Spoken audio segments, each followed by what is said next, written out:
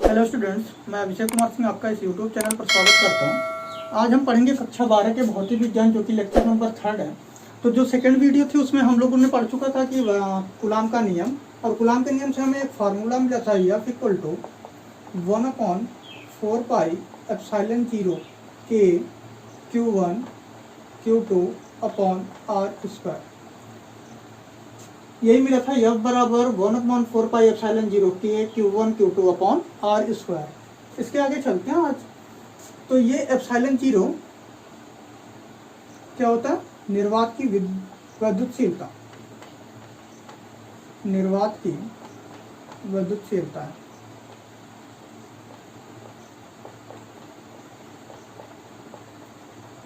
और ये जो K है ये कहलाता है माध्यम का परावैद्युतांक,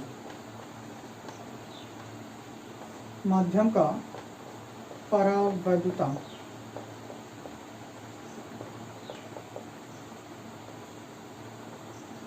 तो चलिए समझते हैं वैद्युतशीलता होता क्या है। पहले वैद्युतशीलता समझते हैं, उसके बाद परावैद्युतांक। तो ये जो ε0 K है, इसके स्थान पर केवल एप्सिलॉन लिखा जा सकता है। ε0 K के स्थान पर केवल हम एप्सिलॉन लिख सकते हैं। ε0 K इक्वल टू एप्सिलॉन, और इसे कहते हैं माध्यम की वैद्युतशीलता।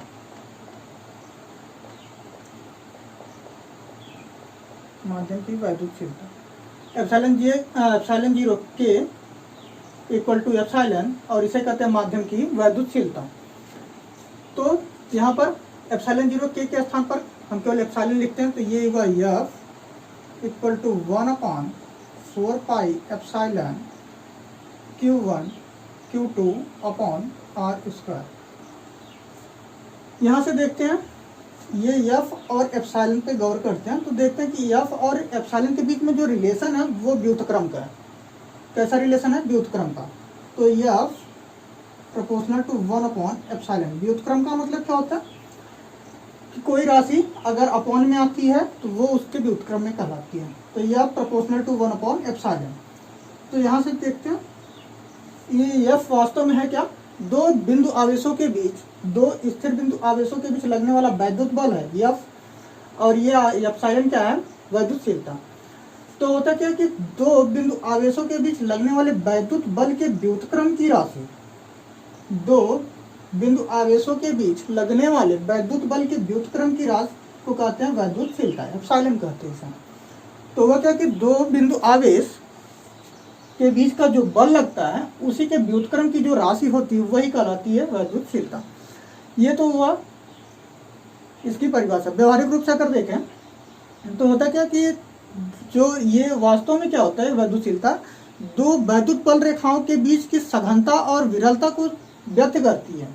वैद्युतशीलता वह भौतिक राशि होती है जो दो वैद्युत बल रेखाओं के बीच की सघनता और विरलता को व्यक्त करती है। ये हुआ आपका वैद्युतशीलता। इसके आगे चलते हैं और जानते हैं परावैद्युतांक। क्या होता है? परावैद्युतांक। परावैद्युतांक। परावैद्युतांक जानने से पहले समझते परावैद्युत पदार्थ। क्या जान लेते हैं? परावैद्युत पदार्थ।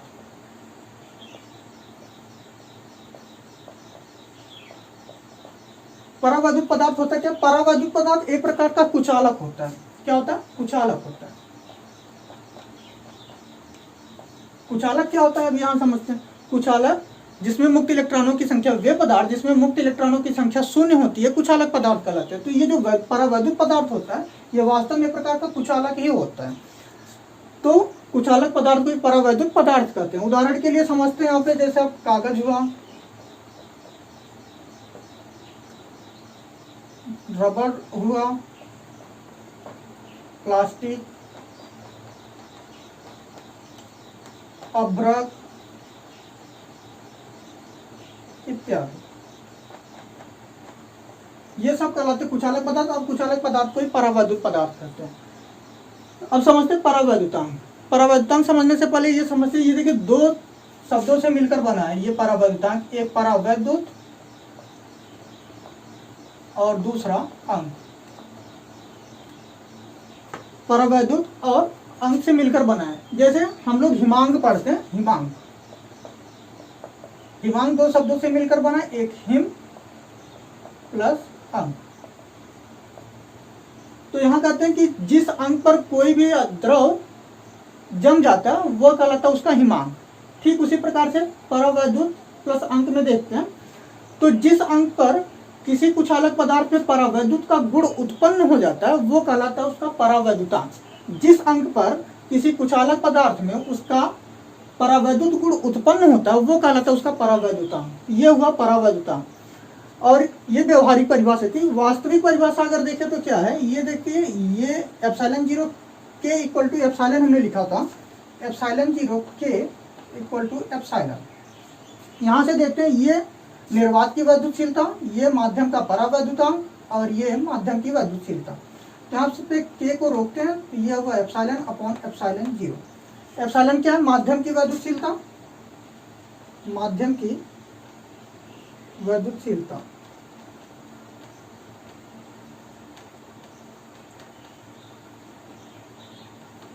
और अपॉन किया, ये देखिए एप्सिलॉन 0 क्या है, निर्वात की वैद्युतशीलता, निर्वात की वैद्युतशीलता।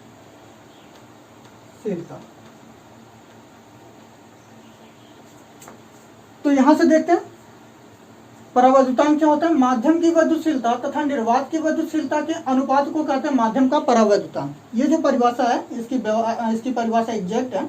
माध्यम की वैद्युतशीलता तथा निर्वात की वैद्युतशीलता के अनुपात को माध्यम का परावैद्युतांक कहते हैं। ये माध्यम की वैद्युतशीलता और ये निर्वात की वैद्युतशीलता, दोनों के बीच में ये डिवाइड का साइन लगा और डिवाइड के साइन को अनुपात कहते हैं। तो कहेंगे माध्यम की वैद्युतशीलता तथा निर्वात की वैद्युतशीलता के अनुपात को क्या कहते हैं, माध्यम का परावैद्युतांक। ये हुआ परावैद्युतांक। ये जो के का मान होता है, के का मान 1 से अधिक होता है, के का मान 1 से अधिक होता है। निर्वात तथा वायु के लिए, निर्वात या वायु के लिए के का मान 1 होता है। कितना होता है, 1 होता है। और धातुओं के लिए अनंत होता है, धातुओं के लिए के का मान कितना होता है, अनंत होता है। निर्वात और वायु के लिए के का मान 1 और धातुओं के लिए अनंत होता है। ये हुआ के। और यहां से देखते हैं, ये देखिए के इक्वल टू पढ़ा आपने एप्सिलॉन अपॉन एप्सिलॉन 0। ये है निर्वात की वैद्युतशीलता, माध्यम की वैद्युतशीलता और ये निर्वात की वैद्युतशीलता। तो वैद्युतशीलता और वैद्युतशीलता दोनों के जो मात्रक होंगे वो एक दूसरे से के सेम रहेंगे और कैंसिल हो जाएंगे। तो मतलब के का जो मान होगा वो क्या होगा, के का जो मात्रक होगा वो कुछ नहीं होगा। और जिस भौतिक राशि का मात्रक नहीं होता वो कैसी राशि होती है, बीमाहीन राशि होती है। तो के एक बीमाहीन राशि है, के एक बीमाहीन राशि है।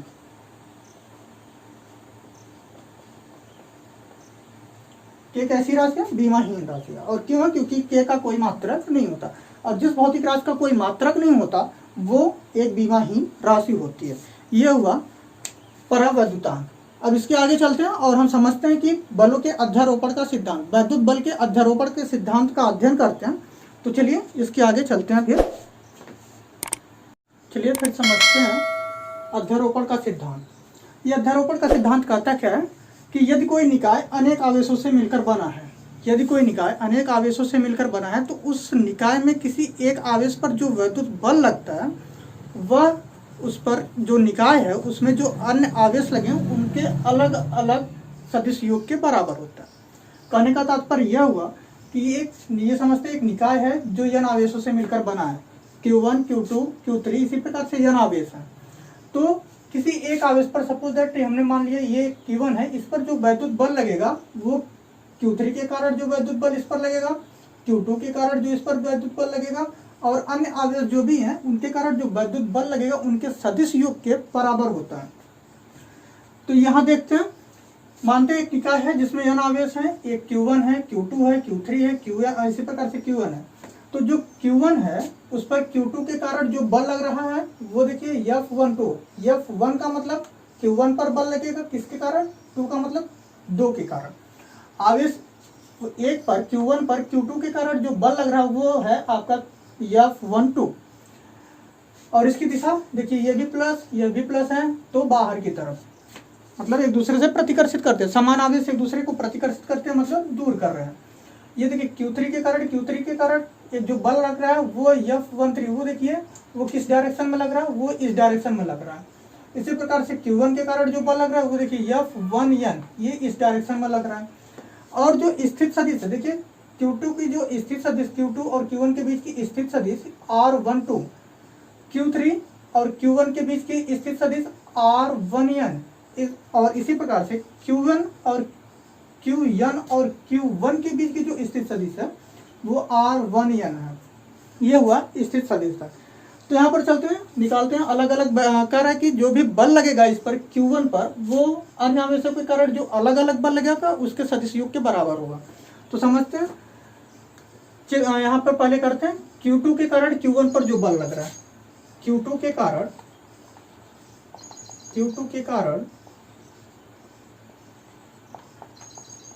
Q1 पर लगने वाला बल, इसे समझते हैं F12। 1 का मतलब आवेश Q1 एक पर किसके कारण, 2 का मतलब दूसरे के कारण। 1 पर 2 के कारण जो वैद्युत बल लग रहा है वो F12। और हमने कूलाम के नियम में पढ़ा था कि क्या होता है, 1/4πε0 K Q1 Q2 upon R square. R का मतलब यहाँ पर R12 स्क्वायर, और इसकी जो दिशा होगी R12 कैप, ये हुई इसकी सदिश की दिशा, मतलब ये जो बल है, बल की दिशा R12, ये हुआ Q2 के कारण। इसी प्रकार से Q3 के कारण कर लेते हैं। Q3 के कारण Q1 पर लगने वाला बल, यदि यह F13 है तो F13 इक्वल टू 1/4πε0 के Q1 पर बल लग रहा है, और किसके कारण लग रहा है, Q3 के कारण। तो ये हुआ Q3, दो आवेश, एक Q1 और दूसरा Q3, Q1 Q3, और इसकी जो स्थित सदिश है, जो पोजीशन वेक्टर है, वो R13 है। R13 ये स्क्वायर करेंगे, और ये R13 इसकी क्या बताता है, डायरेक्शन बताता है। इसी प्रकार से Q1 के कारण कर लेते हैं। Qn के कारण Q1 पर लगने वाला बल, यदि यह F1N, देखिए Q1 पर बल Qn के कारण F1N ये लग रहा है, तो F1N इक्वल टू हो जाएगा 1/4πε0 के Q1 Qn अपॉन R1N। देखिए R1N, इनके बीच की दूरी, ये स्क्वायर, और इसका पोजीशन वेक्टर R1N है, ये होगा। यहाँ पर के क्या है, माध्यम का परावर्तनांक। सपोज दैट ये जो निकाय है वो के परावर्तनांक के माध्यम में रखा गया है। तो यहाँ पर देखते हैं जो परिणामी होता है वो होता है जो F equal to F12 plus F13 plus F1N, ये डॉट डॉट करते हैं। इसी प्रकार से N है ना, क्योंकि N बल लग रहे हैं, तो डॉट डॉट, और N के कारण F1N। ये Q2 के कारण Q1 पर लगने वाला बल, Q3 के कारण Q1 पर लगने वाला बल, इसी प्रकार से Qn के कारण Q1 पर लगने वाला बल है। तो देखिए ये सब जोड़ते हैं तो एक चीज यहाँ पर दिख रहा है कि 1/4πε0 यहाँ पर भी है, 1/4πε0 यहाँ पर भी है, 1/4πε0 यहाँ पर भी है, 1/4πε0 के यहाँ, 1/4πε0 के यहाँ, और 1/4πε0 के यहाँ पर भी। तो तीनों में तो कॉमन कर लेते हैं, तो ये हो जाएगा 1/4πε0 के, और बचा क्या, Q1 Q2 upon R12 square, और ये R12 cap, plus Q1 Q3 upon R13 square, और ये R13 है, प्लस डॉट डॉट कर देते हैं, प्लस ये देखिए यहाँ से 114πε0 के कॉमन है, निकल चुका है। बचा कितना यहाँ पर Q1 Qn अपॉन R1n का स्क्वायर और ये R1n कैर। तो ये बस, तो जो परिणामी है जो F पर ये जो इस पर बल लग रहा है, नेट बल लग रहा है इस पर Q1 पर, जो Q1 पर नेट बल लग रहा है वो जो लग रहा है वो कितना 1/4πε0 के, ये कॉमन था सब में, ये हमने कॉमन कर लिया। Q1 Q2 upon R12 square और ये इसकी सदिश की दिशा। इसी प्रकार से करते हैं। तो ये जो आया ये फार्मूला, ये कहता है अध्यारोपण का सिद्धांत। यही कहता है कि जो नेट बल लगता है किसी एक आवेश पर, जो बल लगेगा वो अन्य आवेशों के कारण जो उस पर बल लग रहे हैं उसके सदिश योग के बराबर होता है। ठीक है, सबका वेक्टर योग किया गया, इसमें सबका वेक्टर योग है।